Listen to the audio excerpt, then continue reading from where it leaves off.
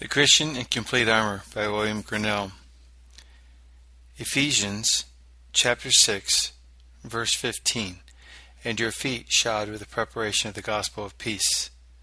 Chapter 14.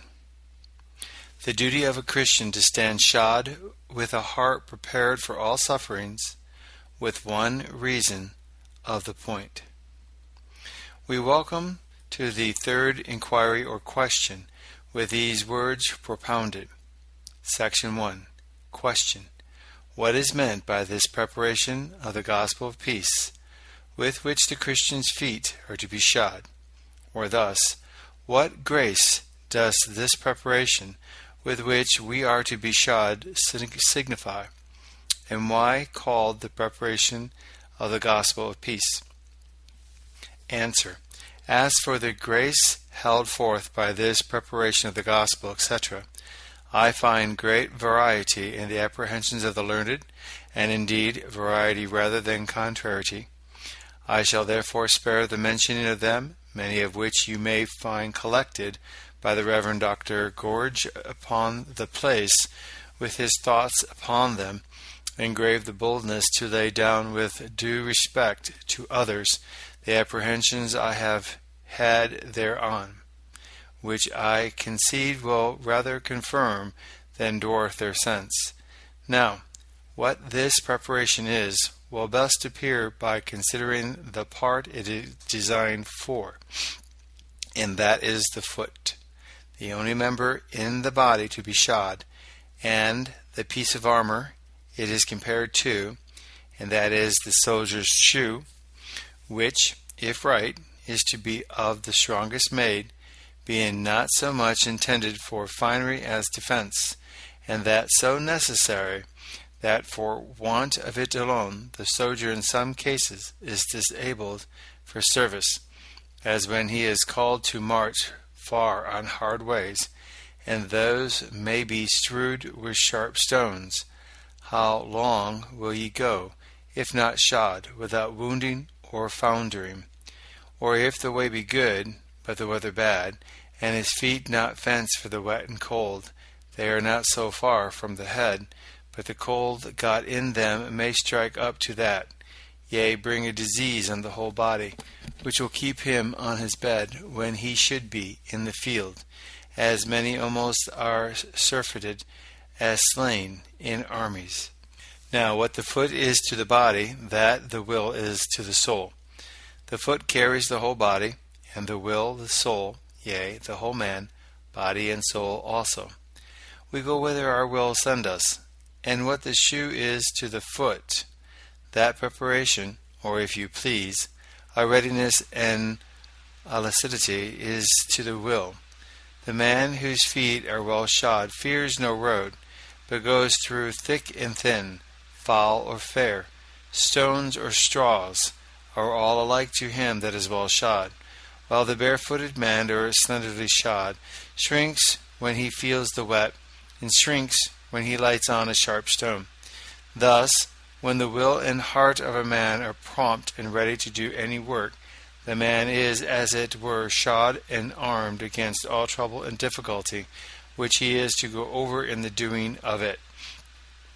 They say the Irish tread so light on the ground that they will run over some bogs, wherein any other almost would sink or stink or stick. A prepared, ready heart, I am sure, will do this in a spiritual sense. None can walk where he can run. He makes nothing of afflictions, yea, persecutions, but goes singing over them. David, never so merry as in the cave, Psalms 57. And how came he so? My heart is prepared, saith he, I will sing and give praise. If David's heart had not been shod with this preparation, he would not have liked the way so well he was in. You would have had him sing to another tune, and heard him quarrel with his destiny, or fall out with his profession, that had put him to so much trouble and driven him from the pleasures of a prince's court, to hide himself underground in a cave from those that hunted for his precious life. He would have spent his breath, rather in pitying and bemoaning himself than in praising of God. An unprepared heart that is not well satisfied with its work or condition hangs back, and though it may be brought to submit to it with much ado, yet it is but as a foundered horse on a stony way, who goes in pain every step, and would oft be turning out of the path if bit and whip did not keep him in. Question 2. But why is it called the preparation of the gospel of peace? Answer. Because the gospel of the peace is the greatest instrument by which God works the will and heart of man into this readiness and preparation to do or suffer what he calls to. It is the business we are set about when preaching the gospel, to make a willing people, Psalms 110, to make a people prepared for the Lord, Luke 1. As a captain is sent to beat up his drum in a city, to call in the company that will voluntarily list themselves to follow the prince's war, and be in a readiness to take the field and march at an hour's warning. Thus the gospel comes to call over the hearts of men to the foot of God, to stand ready for his service, whatever it costs them. Now this it doth, as it is a gospel of peace.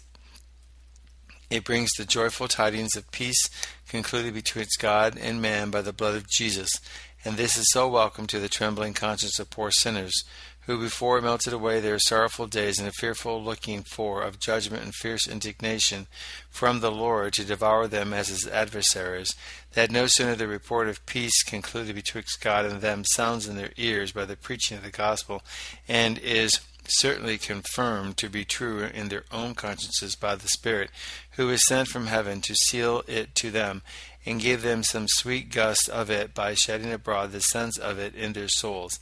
But instantly there appears a new life in them, that they who before were so fearful and shy of every petty trouble, as to start at the thought of it, knowing it could bring no good news to them, are now shod with the preparation of the gospel of peace, able to go out smilingly to meet the greatest sufferings that are or could be on the way towards them, and say undauntedly to them at once Christ did to those who came with swords and staves to attack him, whom seek ye. Being justified by faith, we have peace with God, with the apostle, Romans 5:1. And this, how mightily doth it work, even to make them glory in tribulations. The words opened afford these 2 points. Doctrine 1. It is our duty to be always prepared and ready to meet with any trial and endure any hardship which God may lay out for us in our Christian warfare. Doctrine 2. The peace which the gospel brings and speaks to the heart will make the creature ready to wade through any trial or trouble that meets him in his Christian course. Section 2, Doctrine 1. We ought to maintain a holy readiness of spirit to endure any hardship which God may lay out for us in our Christian course. Saints are sure to want no trial or sufferings. These, as Christ saith of the poor, ye shall have always with us. The bloody sweat which Christ felt signified, saith Augustine, the sufferings which in his whole mystical body he should endure. Christ's whole body was lifted upon the cross, and no member must now look to escape the cross. When the cross comes, how must we behave ourselves towards it? It will not speak us Christians, but we are merely passive and make no notorious resistance against the will of God. But we must be active and are patient, if I may so speak, by showing a holy readiness and a lucidity of spirit to be at God's ordering, though it were to be led down into the very chambers of death itself. That epitaph would not become a Christian's gravestone, which I have heard was engraved on one's tomb, and mighty too truly on most that die. Quote, here lies one against his will, unquote. Holy Paul was of a better mind. Acts chapter 21, verse 13. I am ready not only to be bound, but also to die at Jerusalem for the name of the Lord Jesus. But maybe this was but a flourish of his colors. When he knew the enemy to be far enough off, he may yet live to change his thoughts, when he comes to look death in the face. No, what he hath said he stands to. 2 Timothy chapter 4. I am now ready to be offered, and the time of my departure is at hand. He speaks of it as if it were already done. Indeed, he had already laid his head on the block, and was dead before the stroke was given, not from fear, as some have been, but with a free resignation of himself to it. And if a malefactor, be civilly mortuus, dead in a law sense, as soon as the sentence is out of the judge's mouth, though he lives some weeks after, then I am sure in a gospel sense we may say, those are dead already, that are ready to die, that have freely put themselves under the sentence of it in their own willingness. And this audacity and serenity that was on Paul's spirit was the more remarkable if we consider how close he stood to his end. Indeed, some from the Greek word, which properly signifies a libation or drink offering, conceives that Paul knew the very kind of death which he should suffer, namely beheading, and that he allures to the point pouring out of the blood of wine, used in sacrifices, that kind of sacrifice which did best illustrate the nature of his death, viz. The pouring out of his blood, which he did as willingly offer up in the service of Christ and his church, as they did pour out their wine in a drink offering to the Lord. We shall now give some rational account of the point why we are to be ready and prompt at suffering work. The reasons of the point shall fall into two heads. First, taken from Christ, for or from whom we suffer. The second, from the excellency of such a temper, as this readiness to endure any hardship imports. First, in regard of Christ. Number 1, he commands it. Number 2, he deserves it. Section 3. First, he commands it. Indeed, this frame of spirit is implied in every duty, as the modus agendi, that qualification which, like the stamp on coin, makes it current on God's account. Titus chapter 3, verse 1. Put them in mind, saith the apostle, to be ready to every good work. Be it active or passive, they must be ready for it, or else all they do is to no purpose. The word there is the same with this in the text, and is taken from a vessel that is fashioned and fitted for the use the master puts it to. We do not like, when we are to use a vessel, cup, or pot, to have them out of the way or to mend and scour at the time we call for them, but look to find them at hand on the shelf, clean and fit for the present use, or our servants shall hear of it.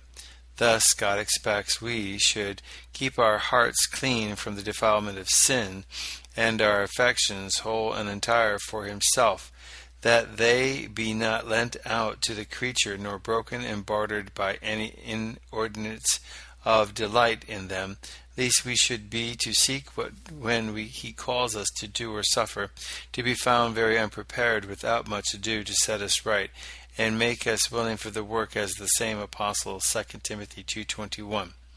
If a man therefore purge himself from these, he shall be a vessel unto honor, sanctified and met for the master's use, and prepared unto every good work. Now, as God commands this readiness in all, so especially in suffering work. Luke chapter 9, verse 23. If any man will come after me, let him deny himself, and take up his cross daily, and follow me. These words may be called the Christians in danger.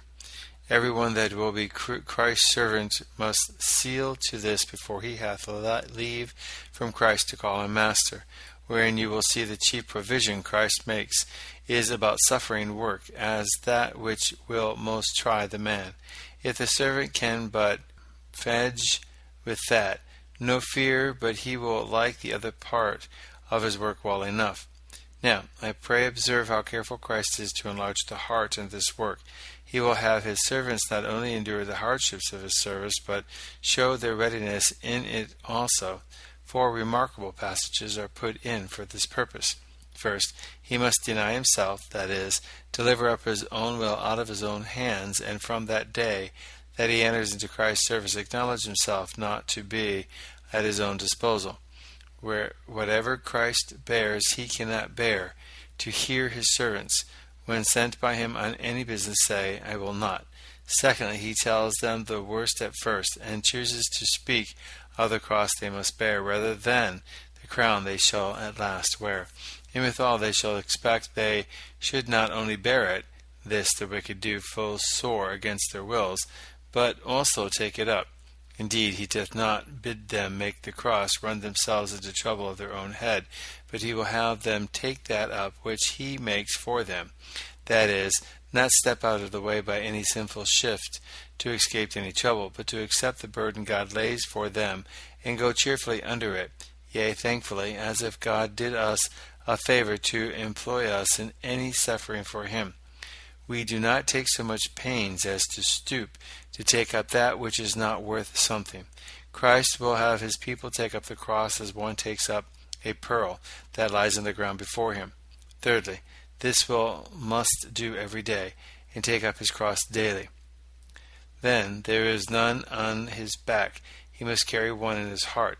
This is continually be preparing himself to stand ready for the first call, as porters stand at the merchants' doors in London, waiting till their masters have any burden for them to carry. Thus, Paul professes he died daily. How? But by a readiness of mind to die. He sets himself in a posture to bid God's messenger welcome, whenever it came. This indeed is to take up the cross daily, when our present enjoyments do not make us strange to or fall out with the thoughts of future trials. The Jews were to eat their Passover with their loins girded, their shoes on their feet, and their staff in their hand, and all in haste. Exodus 12:11. When God is feasting the Christian with pleasant comforts, he must have this gospel shoe on. He must not set to it as if he were feasting at home, but as at a running meal on his way in an inn, willing to be gone as soon as he is refreshed a little for his journey. Fourthly, when the cross is on, what then? Then he must follow Christ, not stand still and fret, but follow, not be drawn and haled after Christ, but follow, as a soldier's captain voluntarily. Christ does not, as some generals, drive the country before him and make his servants fight, whether they will or no, but he invites them in. Hosea 2:14. I will allure her into the wilderness. Indeed, a gracious heart follows Christ into the wilderness of affliction, as willingly as a lover his beloved into some solitary private arbor or bower, there to sit and enjoy his presence. Christ uses arguments in his word and by his Spirit so satisfactory to the Christian that he is very willing to follow him, as the patient, who at first must be, shrinks and draws back when the physician talks of cutting or bleeding, but when he hath heard the reasons given by him why that course must be taken, and is convinced it is the best way for his health, then he very freely puts forth his arm to the knife, and thanks the physician for his pains. Section 4. Secondly, Christ deserves this frame of spirit at our hands. Of many, take but 2 particles wherein this will occur. First, if we consider his readiness to endure trouble and sorrow for us. Secondly, his tender care over us while we endure either for or from him. First, his readiness to endure sorrow and trouble for us. When God called him to the work of mediatorship, he found the way laid with sharper stones, I hope, than we do in the road that is appointed us to walk in. He was to tread upon swords and pikes all manner of sorrows, and those edged with the wrath of God. This was the sharpest stone of all, which he had taken out of the way, and yet how light did he go upon the ground! Oh, had not his feet been well shod with love to our souls, he would soon have turned back and said the way was impassable. But he goes, and blunts not. Never did we sin more willingly than he went to suffer for our sin. Lo, I come, saith he to his Father. I delight to do thy will, O my God. Thy law is within my heart. Psalms chapter 40, verse 7. Oh, what a full consent did the heart of Christ rebound to his Father's call, like some echo that answers what is spoken twice and thrice over. Thus, when his Father speaks to him to undertake the work of saving poor lost man, he doth not give a bare assent to the call, but triples it. I come, I delight to do thy will, yea, thy law is in my heart. He was so ready that before his enemies laid hands on him, he, as it were, lay hands on himself in the instituting of the Lord's Supper, and there did sacramentally rend the flesh of his own body, and broach his own heart, to fill that cup with his precious blood, which with his own hand he gave them, that they might not look upon his death now at hand as a mere butchery from the hand of man's violency, but rather as a sacrifice, wherein he did freely offer up himself to God for them and all believers. But when the time was come that the sad tragedy should be acted, he, knowing the very place where the traitor with his black guard would come, goes out and marches into the very mouth of it. Oh, what a shame were it but that he should be unwilling to go a mile or two of rugged way, to bear so sweet a Saviour company in his sufferings. Could ye not watch with me 1 hour, saith Christ to Peter, Matthew chapter 26, verse 40. Not with me, who am now going to meet with death itself, and ready to bid the bitterest pains of it welcome for your sake. Not with me. Secondly, Christ deserves this readiness to meet any sufferings he lays out in his providence for us, if we consider his tender care over his saints, when he calls them into a suffering condition. Kind masters may well expect cheerful servants. The more tender the captain is over his soldiers, the more prodigal they are of their own lives at his command. And if they were strange in Christ's care, which deserves most, should meet with less ingenuity in a saint. Now, Christ's care appears first in proportioning the burden to the back he lays it on. That which overloads one ship and would hazard to sink her is but just balance. For another or greater burden, those sufferings which one Christian cannot bear, another sails trim and even under. The weaker shoulder is sure to have the lighter carriage. As Paul burdened some churches which he knew more able to spare others, so Christ, to ease the weaker Christian, lays more weight on the stronger. Paul labored more abundantly than they all, he tells us in 1 Corinthians 15:10. But why did Christ so unequally divide the work? Observe the place, and you shall find that it was but necessary to employ that abundant grace that he had given him. His grace, saith, which was bestowed on me, was not in vain, but I labored more, etc. There was so much grace poured into him that some of it would have been in vain if God had not found him more to do and suffer than the rest. Christ hath a perfect rate by him of every saint's spiritual estate, and according to all that are accessed, and so none are oppressed. The rich in grace can so easily pay his pound as the poor his penny. Paul laid down his head on the block for the cause of Christ as freely as some, and that is true, but we Christians would have done a few pounds out of the purse. He endureth death with less trouble than some could have done reproach for Christ. All have not a martyr's faith, not all the martyr's fire. This for alone consists of a few files picked out of the whole army of saints. Secondly, the consolations he gives them in exceedingly above all other of his brethren. They are not called out to such hard service. That part of an army which is upon action in the field is sure to have their pay, if their masters have any money in their purse or care of them. Yea, sometimes when their fellows left in their quarters are made to stay, I am sure there is more gold and silver, spiritual joy, and comfort, to be found in Christ's camp among his suffering ones, than their brethren at home in peace and prosperity ordinarily can show. What are the promises but vessels of cordial wine, tuned on purpose against the groaning hour when God usually broaches them? Call upon me, saith God, in the day of trouble, Psalms 50, verse 15. And may we not do so in the day of peace? Yes, but he would have us most bold with him in a day of trouble. None find such quick dispatch at the throne of grace as suffering saints. In the day that I cried, saith David, thou answerest me and gavest me strength in my soul. Psalms 138, verse 3. He was now in a strait, and God comes in haste to him. Though we may make a well friend stay that sends for us, yet we will give a sick friend leave to call us up at midnight. In such extremities we usually go with the messenger that comes for us, and so doth God with the prayer. Peter knocked at this their gate, who were assembled to seek God for him, almost as soon as their prayer knocked at heaven's gate in his behalf. And truly it is no more than needs, if we consider the temptations of an afflicted condition, we are prone than to be suspicious our best friends forget us, and to think every stay a delay and neglect of us. Therefore God chooses to show himself most kind at such a time. As the sufferings of Christ abound in us, so our consolations aboundeth also by Christ. 2 Corinthians 1:5. As man laid on trouble, so Christ laid on consolation, Both tides rise and fell together.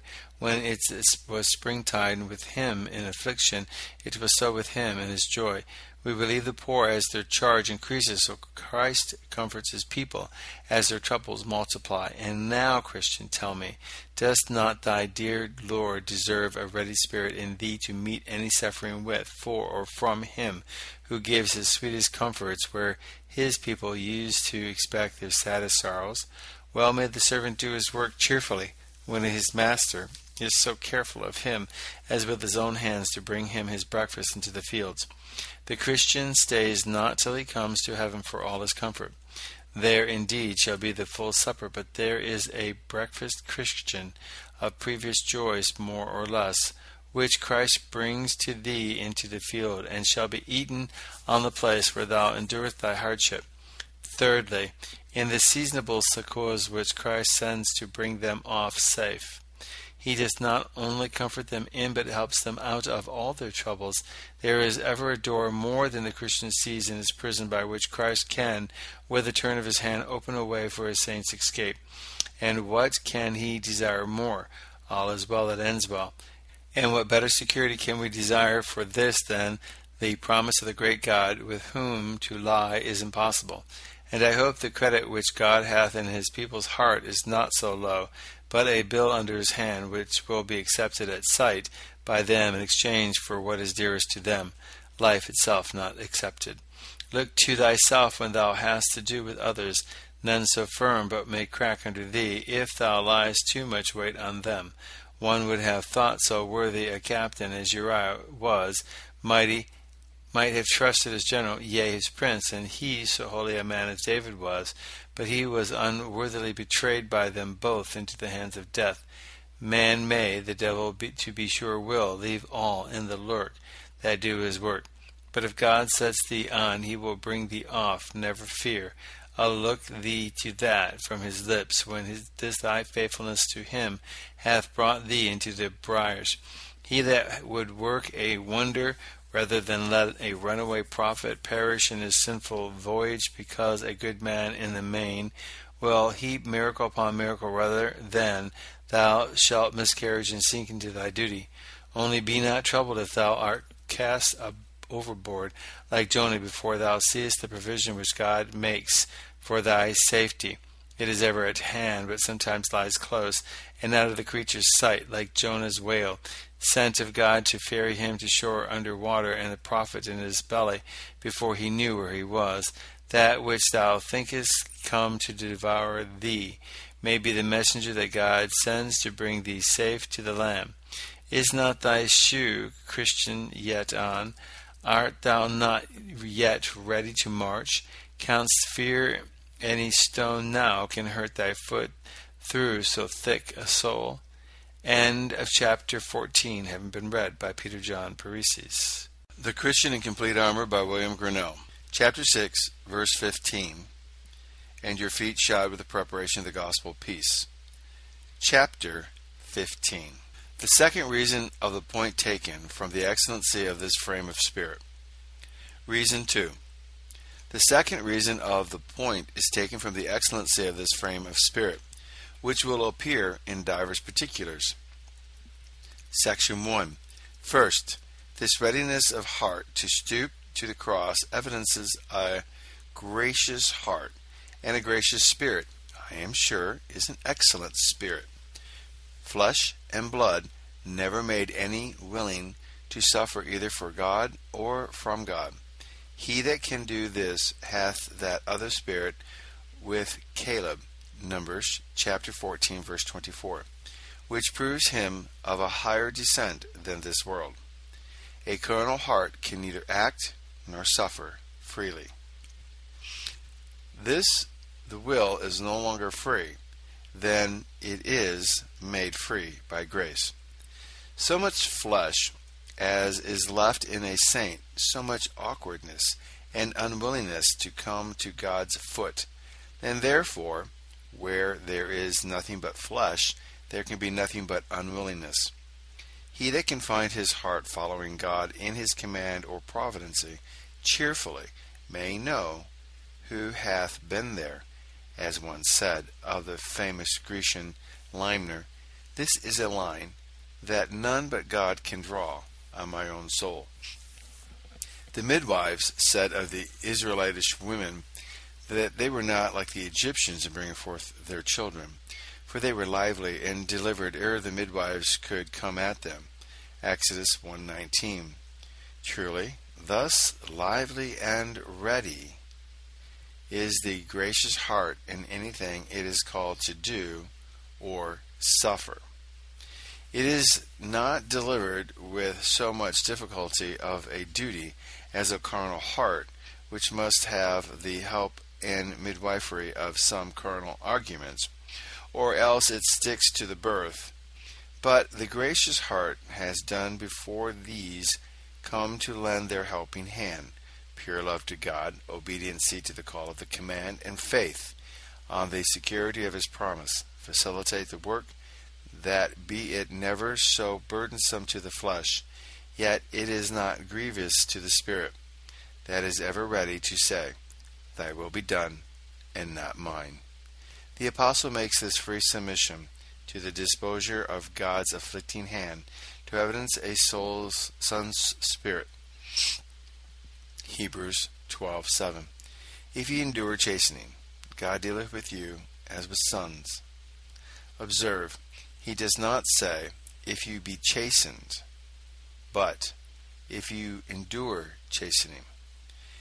Naked suffering does not prove sonship, but to endure it, so as not to sink in our courage or shrink from under the burden God lays on us, but readily to offer our shoulder to it, and patiently carry it, looking with a cheerful eye at the reward when we come, not to throw it off, but to have it taken off by that hand which laid it on, doth all which the word imports.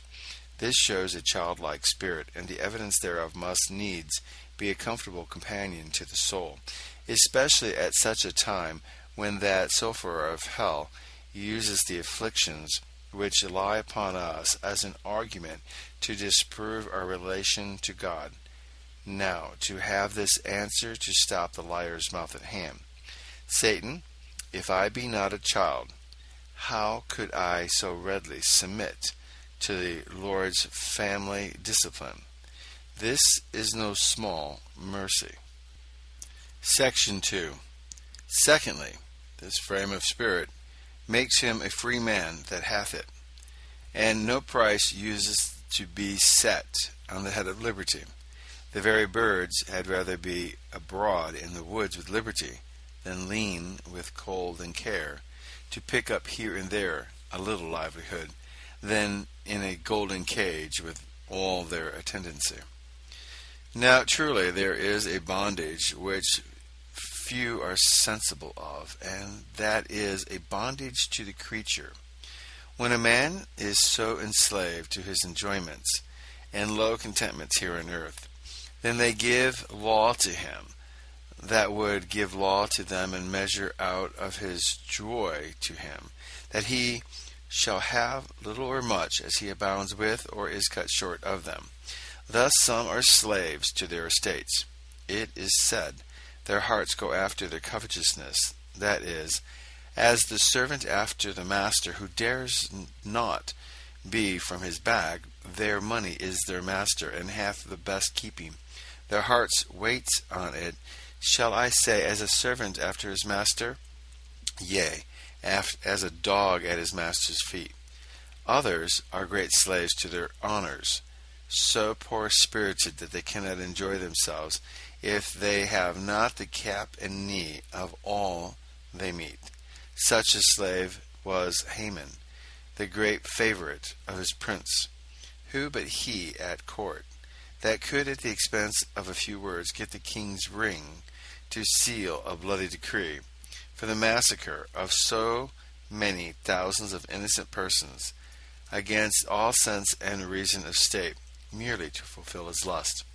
Had not this man honor enough put upon him to content his ambitious spirit? No.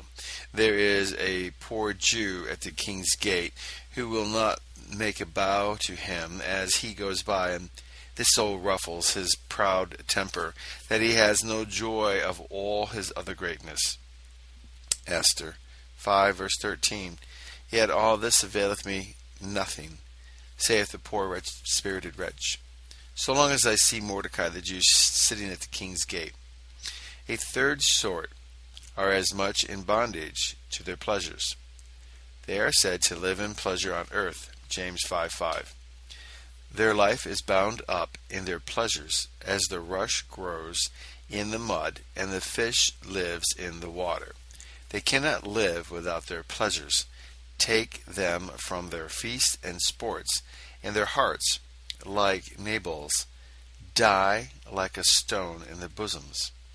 Now this frame of spirit we are speaking of breaks all these chains and brings the Christian out of every house of bondage. It teaches him to like what fare God sends.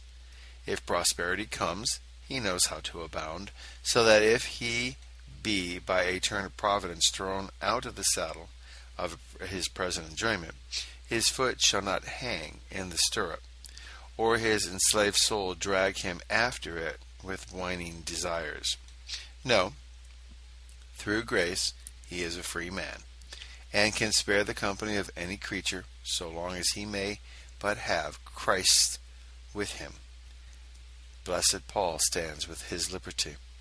All things are lawful to me, but I will not be brought under the power of any. 1 Corinthians 6:12. I know the place is meant of those indifferent things concerning which there was a present dispute. But there is another sense in which all things here below are indifferent things to that holy man. Honor or dishonor, abundancy or want, life or death. These were indifferent to Paul. He would not come under the power of any one of them all. And it did not become a servant of Christ, he thought, to be so tender of his reputation as to write himself undone when he had not this or that. Not to be so in love with abundancy as to be ready to welcome want. Not to be endured to life, so to run from the thoughts of death, nor to be so weary of a suffering life as to hasten death to come for his ease. Section 3. Thirdly, this readiness to suffer, as it ennobles with freedom, so it enables the Christian for service.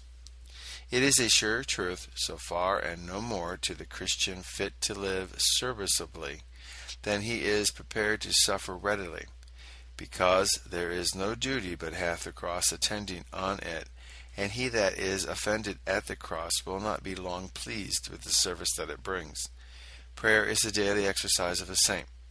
This he cannot do as he should, except he can hardly say, Thy will be done.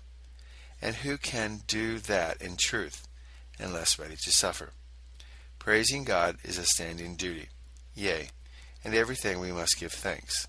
1 Thessalonians chapter 5. But what if affliction befall us? How shall we tune our hearts to that note? And if not ready to suffer, can we bless God and murmur, praise God and repine? The minister's work is to preach. Woe to him if he do not. And if he do preach, he is sure to suffer. Paul had his orders for the one, and the minimus for the other altogether. He was sent at the same time to preach the grace of God to the world, and to endure the wrath of the world for God. For God told Ananias, He shall bear his name before the Gentiles, and suffer great things for his name's sake. Acts chapter 9, verse 15 and 19.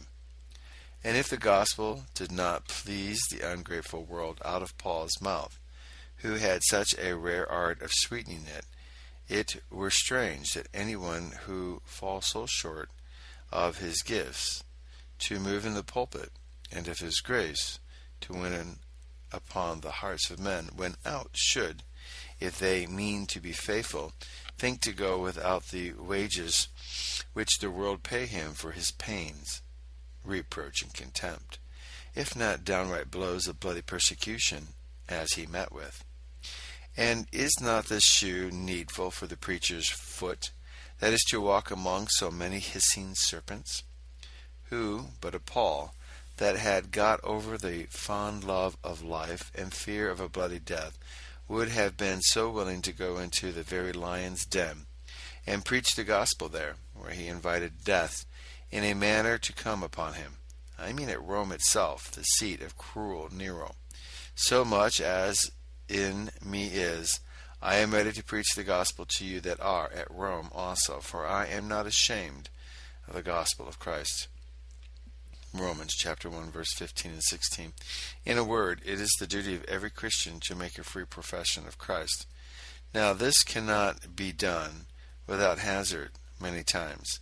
And if the heart be not resolved in this point, what to do, the first storm that rises will make the poor man put into any creek or hole rather than venture abroad in foul weather. John 12:42. Among the chief rulers also many believed on him, but because of the Pharisees they did not confess him, lest they should be put out of the synagogue. Poor souls, they could have been content, if the coast had been clear, to have put forth, but had not courage enough to bear a little scorn that threatened them. Oh, what folly it is to engage for God, except we be willing to lay all at stake for him. It is not worth the while to set out in Christ's company by profession, except we mean to go through with him, and not leave him unkindly when we are halfway because of a sloth or two. Section 4. This readiness of spirit to suffer gives the Christian the true enjoyment of his life. A man never comes to enjoy himself truly in any comfort of his life till prepared to deny himself readily in it. It is a riddle, but two considerations will unfold it. First, then, and not till then, is that which hinders the enjoyment of our lives taken away, and that is fear. Where there is torment. The outsetting deer is observed to be lean, though where good food is, because always in fear. And so much they needs be, in the midst of all their enjoyments, on whose heart this vulture is continually feeding. There needs nothing else to bring a man's joy into a consumption than an inordinate fear of losing what he hath at present. Let but this get hold of a man's spirit, and once become heretical, and the comfort of his life is gone past recovery. How many by this are more cruel to themselves than it is possible their worst enemies in the world could be to them? They, alas, when they have done their utmost, can kill them but once. But by annotating their own miseries, they kill themselves 1,000 times over, even as oft as the fear of dying comes over their miserable hearts. But when once the Christian has got his piece of armor on, his soul is prepared for death and danger. He sits at the feast which God in his present providence allows him, and fears no messenger with ill news to knock at the door. Yea, he can talk of his dying hour, and not spoil the mirth of his present condition, as carnal men think it does, to whom a discourse of dying in the midst of their merrymaking is like the coming in of the officer to attack a company of thieves that are making merry all together, with their stolen goods about them, or like the wet cloth which Hazael claps on the king his master's face. It makes all the joy which flushed out before squat in on a sudden, that the poor creature sit dispirited and all amort, as we say, till they get out of their frightening subject by some devisement or other, which only relieves them for the present, and puts them out of their particular fit this brought upon them, but leaves them deeper in slavery to such amazement of heart, whenever the same ghost shall appear for the future. Whereas the Christian that hath this preparation of heart never tastes more sweetness in the enjoyment of this life than when he dips these morsels in the meditation of death and eternity.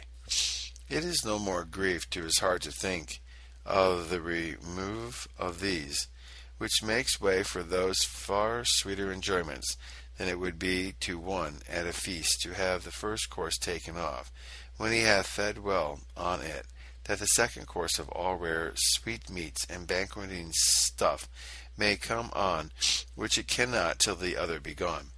Holy David, Psalms 23:4-5, brings in, as it were, a death's head with his feast. In the same breath, among he speaks of his dying, therefore, and the rich feast he at present sat at to the bounty of God, verse 5, to which he was not so tied by the teeth, but if God, that gave him this cheer, should call him from it to look death in the face, he could do it, and fear no evil, when in the valley of the shadow thereof. Psalms 23, verse 4. And what think you of the blessed Apostle Peter? Had not he, think you, the true enjoyment of his life, when he could sleep so sweetly in a prison, no desirable place, fast bond between two soldiers, no comfortable posture, and this the very night before Herod would have brought him forth, in all probability, to his execution? No likely time, one would think, to get any rest, yet we find him even there thus and then, so sound asleep that the angel who was sent to give him his gall deliverancy smote him on the side to awaken him. Acts 12:6-7. I question whether Herod himself slept so well that night as this his prisoner did. And what was the portion that brought this holy man so quietly to rest? No doubt this preparation of the gospel of peace. He was ready to die, and that made him able to sleep. Why should that break his rest in this world, which, if it had been ill-affected, would have brought him to his eternal rest in the other? Secondly, the more ready and prepared the Christian is to suffer from God, or for God, the more God is engaged to take care of him and of him. A good general is most tender of that soldier's life who is least tender of it himself. The less the Christian values himself and his interest for God's sake, the more careful God is of him, either to keep him from suffering or in it, both which are meant. Matthew 16:25. Whosoever will lose his life for my sake shall find it. Abraham was ready to offer up his son, and then God would not suffer him to do it. But if the Lord at any time takes the Christian's offer and lets the blow be given, though to the severing of soul and body, he yet shows his tender care of him by the high esteem he sets upon their blood, which is not more prodigal spilt by man's cruelty than carefully gathered up by God. Precious in the sight of the Lord is the death of his saints. Thus we see that by resigning ourselves up readily to the disposure of God, we engage him to take care of us and whatever befalls us. And that man or woman, sure, if any other in the world, must needs live comfortably, that hath the care of himself wholly taken off his own shoulders and rolled upon God, as whose finding he now lives. The poor widow never was better off than when the prophet kept house for her. She freely parted with her little meal for the prophet's use, and as a reward for her faith in crediting the message he brought from the Lord, so far as to give the bread out of her own mouth and child's to the prophet, she was provided for by a miracle. 1 Kings chapter 17, verse 12 and 13.